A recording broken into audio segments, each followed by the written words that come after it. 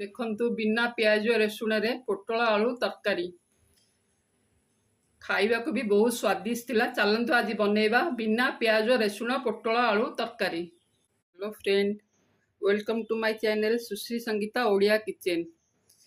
आज आम ये बनेबा पोटल आलू कषा बिना प्याज रसुण रे सहज और सरल उपाय।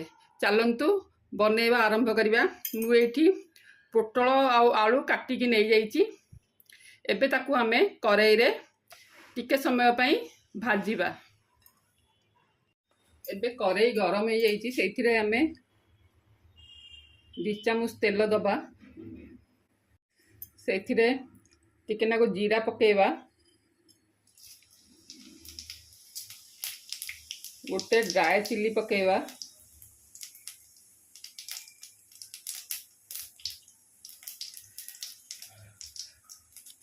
तेजपत्र 2टा, अलैच आउ डालचीनी 1 इंच पकईदवा। यहाँ आम सहज उपाय जेहेतु पोटल आलू तरकारी कर एकाथरे फुटण फुटेकी आम से पोटल आलू पकईदवा।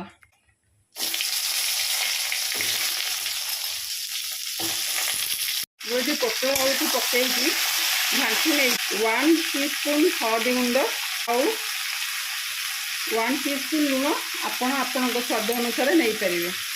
एबे ताकू आम भल भाव घाटी दवा, ढाकुणी बंद करदे। किसी समय भाजी होगापी सीम रे छाड़। मिक्सी रे किसी मसला बाटी नवा। मुझे 2टा मीडियम साइज रो टमाटो नहीं, 1 इंच अदा नहीं, 2टा कंचा लंका नहीं, आउ किछि गोटा काजू नहीं। चलते एबे देखिबा पोटल आलू भाजी हेलानी कि नहीं। ये पोटल आलू पूरा भाजी हो जाइए। एबे आमे सेइथिरे बटा मसला को पकईदवा। मसला टिके रहितु एटा आमे सहज उपाय बिना प्याज रसुण रे पोटल तरकारी बनौचा। तेणु सेइथिरे मु जेहेतु पोटल आलू को एकाथरे तेल रे फुटेकी भाजी नहीं, तेणु ता उपरे मु एकाथरे बाकी मसला को पकईदेली। एबे सेइथिरे आउ टिके हलदी आउ लुण देदवा। जेहेतु हलदी आमे कम नहीं, 1 टेबल स्पून हलदी, 1/2 टेबल स्पून लुण आपण स्वाद अनुसार नेबे। एबे ताकू आमे फुटिबा को दबा। फुटी गला परे सेइथिरे बाकी गुंड मसला पकेबा। देखंतु तरकारी एबे फुटी आसलानी। आमे सेथिरे 1 टेबल स्पून जीरा पाउडर नबा,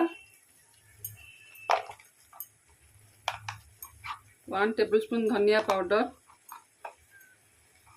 Kashmiri red chilli powder 1/2 teaspoon नबा।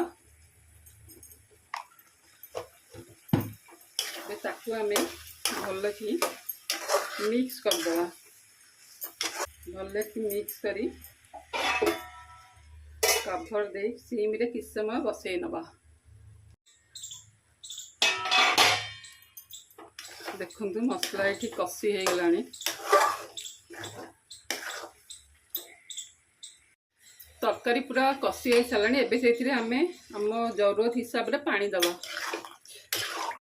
तरकारी पूरा प्रस्तुत हो जाइछि। एबे आमे सेथिरे किछि कस्तूरी मेथी पकेबा। कस्तूरी मेथी पकेबा।